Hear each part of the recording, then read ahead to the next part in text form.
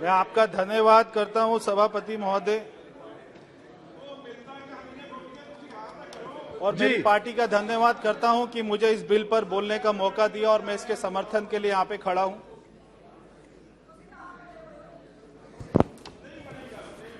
और मैं शुरुआत में ही सदन को बताना चाहता हूं, देश को बताना चाहता हूं, विपक्ष को बताना चाहता हूं, हम जिस दिल्ली की बात करते हैं वो एक यूनियन टेरिटरी है, कोई राज्य नहीं है। बार बार दिल्ली के मुख्यमंत्री द्वारा राज्य के अधिकार मांगना और ये सारा विपक्ष आज जो गठबंधन बनाकर उनको समर्थन कर रहा है, ये अपने आप में बहुत ही विचित्र की बात है।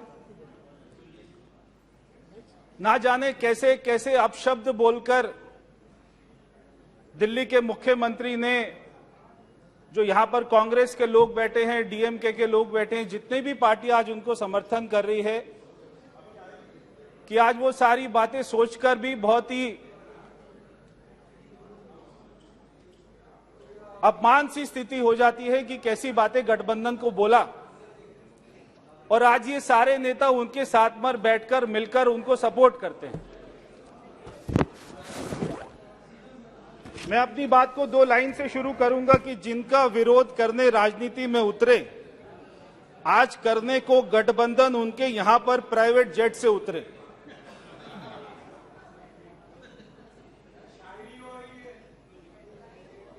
आज ये पंजाब के मुख्यमंत्री के साथ में सारे राज्यों में जाकर दिल्ली के मुख्यमंत्री दिल्ली की स्थिति को नहीं संभाल रहे, मगर वो सारे राज्यों में जाकर और वो ऐसे प्रधानमंत्री जी को हराना चाहते हैं जो प्रधानमंत्री जी आज हमारे देश के गरीबों की चिंता कर रही है, जो आज तक कभी कांग्रेस ने 60 सालों तक नहीं करी।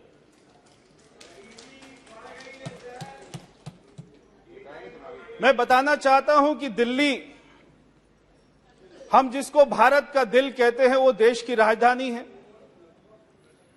और विश्व में जितने बड़े बड़े देश हैं वहां की जो राजधानी होती है उसका संचालन का अधिकार वहां की केंद्र सरकार के पास होता है। हमारी दिल्ली में ये संसद भवन भी है, तो हमारी दिल्ली में सारी नेशनल एजेंसीज के हेडक्वार्टर भी हैं। हमारी राजधानी दिल्ली में सुप्रीम कोर्ट है, तो हमारी राजधानी दिल्ली में सारे विदेश के एम्बेसीज भी हैं। अब ये सारे अधिकार को चलाने के लिए किसी एक राज्य के मुख्यमंत्री, दिल्ली के मुख्यमंत्री को नहीं दिया जा सकता। जब आज हमारी राजधानी दिल्ली की बात आती है तो हमारे देश की छवि, हमारे देश की विश्वसनीयता, हमारे देश का वैभव, हमारे देश की प्रतिष्ठा, ये सारे अपना विश्व के पटल पर ताक पर होती है। जब देश का ऐसा कोई जिला नहीं है जहां के लोग दिल्ली में नहीं रहते, तो आज हम दिल्ली को मिनी इंडिया भी कहते हैं, इसमें कोई गलत बात नहीं।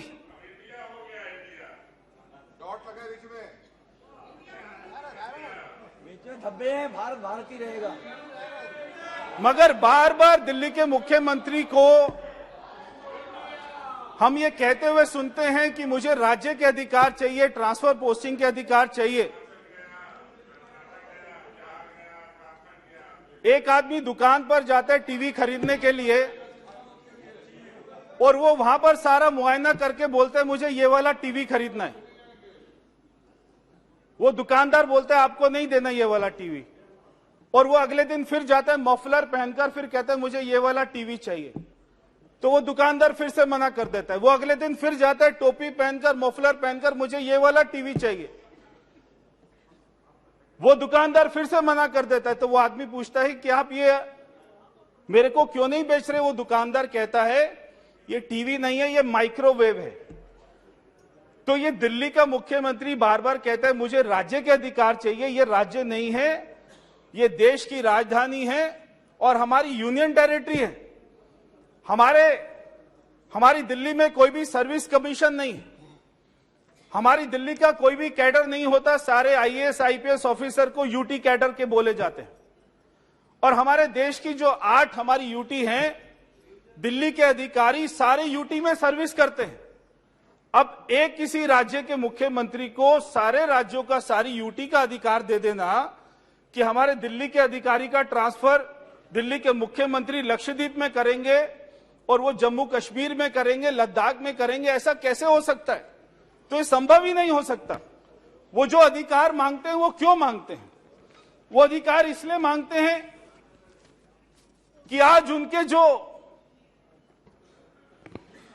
उप मुख्यमंत्री हैं वो पिछले 6 साल से 6 महीने से जेल में हैं।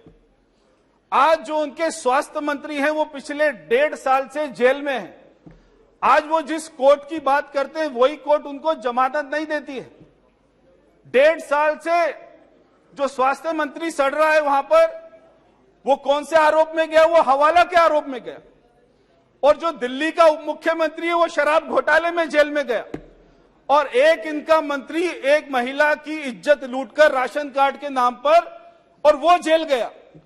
तो ऐसे इनके मंत्री जो आज जेल में जा रहे हो और जिनको कोर्ट जमानत नहीं दे रही, ऐसी सरकार दिल्ली में बैठी हुई है। ये वही सरकार है जो 2013 में मैं भी विधानसभा का चुनाव लड़ा था, मैं भी विधायक बना, और ये कांग्रेस के साथ में समर्थन कर दिल्ली के मुख्यमंत्री केजरीवाल ने कहा कि मैं अपने बच्चों की कसम खाता हूं कांग्रेस का समर्थन नहीं लूंगा, मगर कांग्रेस का समर्थन लेकर सरकार बनाई। और वो सरकार क्यों गिराई? जन लोकपाल करके कि मैं जन लोकपाल लेकर आ रहा हूं, वो मुद्दे पर सरकार गिरा दी। मगर आज 8.5 साल हो गए दिल्ली में जन लोकपाल नहीं आया। ये इतना झूठा व्यक्ति है आज जो दिल्ली के लोगों को मिला है। और ये सदन को जानकर बहुत ही हैरानी होगी कि दिल्ली के मुख्यमंत्री 8.5 साल से सरकार में हैं। 8.5 साल से वो 8 बार भी अब अपने सचिवालय नहीं गए। 8 बार भी वो सारे आईएएस ऑफिसर को अपने घर पर बुलाते हैं।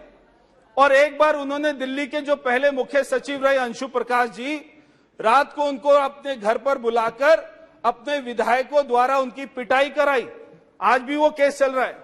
तो क्या कोई सोच सकता है एक मुख्यमंत्री अपने मुख्य सचिव को पीटता हो? एक मुख्यमंत्री आईएएस ऑफिसर को बुला के उनकी बेइज्जती करता हो और वहां पर उनको गालियां देता हो, और फिर ये बात करते हैं कि आईएएस ऑफिसर की ट्रांसफर पोस्टिंग का अधिकार हमें मिलना चाहिए। जब दिल्ली में कोविड आया तो ये वही मुख्यमंत्री है दिल्ली के जिन्होंने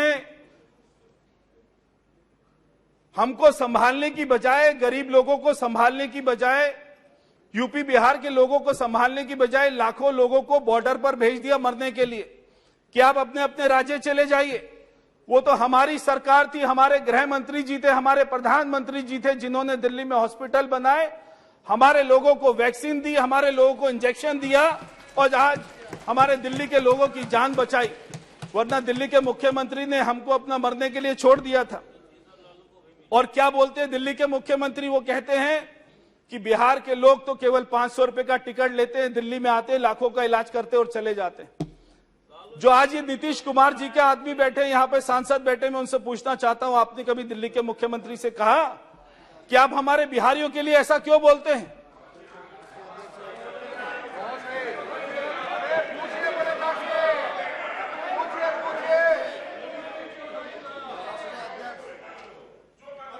और दिल्ली के मुख्यमंत्री क्या कहते हैं? और दिल्ली के मुख्यमंत्री क्या कहते हैं कि ये जो तमिलनाडु से बच्चे दिल्ली यूनिवर्सिटी में पढ़ने आते हैं और वो यहां की सीटों पर कब्जा कर लेते हैं। तो मैं डीएमके से पूछना चाहता हूं, कभी आपने, जो आपका गठबंधन का साथी है, आपने कभी उससे पूछा हमारे बच्चों को दिल्ली में पढ़ने के लिए क्यों मना करते हैं? तो ये गठबंधन तो कर रहे हैं, वो इनको गाली दे रहे हैं, और जैसे ये बिल पास होगा ये सारा गठबंधन बिल्कुल ताश के पत्ते की तरह गिर जाएगा, ढर जाएगा। ये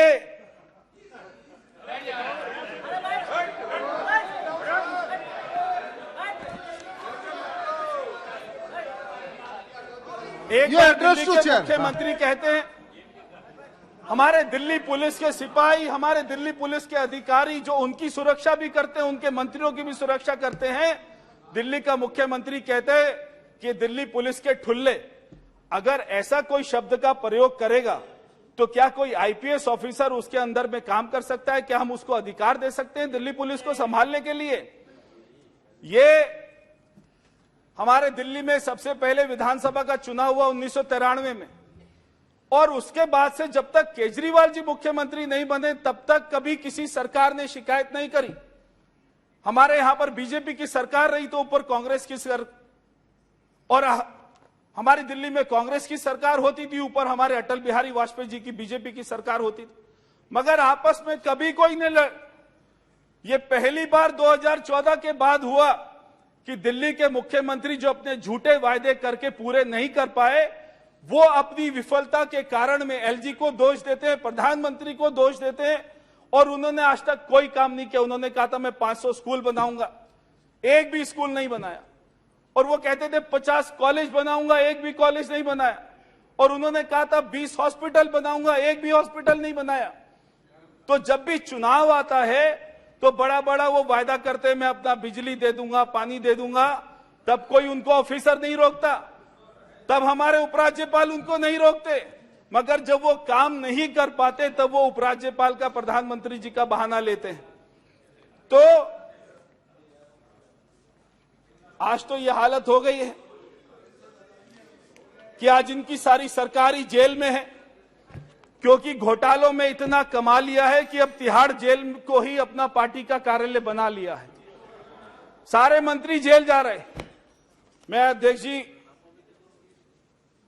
इस बिल का समर्थन कर रहा हूं, और यहां पर जितने गठबंधन के लोग बैठे हैं उनसे भी कहना चाहता हूं कि ये अगर आप जो इसको अधिकार देने की बात कर रहे हैं ना, अगर इसको अधिकार मिल गया तो अभी इसने पीछे एक हमारे दिल्ली में फीडबैक यूनिट बनाया था, और वो फीडबैक यूनिट में हमारे एलजी ऑफिस का, सभी सांसदों का, सभी बीजेपी के विधायक का, आईएएस आईपीएस ऑफिसर का इसने फोन को अपना टैप करना शुरू कर दिया था। अगर ये जो गठबंधन के लोग बैठे हैं, अगर आप उनको अधिकार दे देंगे तो आपके सारे फोन भी केजरीवाल टैप करेगा, फिर आपको अपना चिंता होगी। इसलिए मैं ये बिल का समर्थन कर रहा हूं, और आखिर में 2 लाइन बोलकर अपनी बात को समाप्त करता हूं कि अन्ना आंदोलन के वो महान असूल वो सारे यमुना में बह गए, और रामलीला मैदान से निकलकर सरजी आज केवल अपने विज्ञापन में सिमट कर रह गए। ये केवल विज्ञापन की सरकार है। 13,000 करोड़ रुपए के विज्ञापन से ये सरकार चल रही है, और कोई कारण नहीं है। इसलिए मैं सभी सदन का मैं हाथ जोड़कर कहूंगा कि इस बिल का समर्थन करें। धन्यवाद। बहुत बहुत धन्यवाद।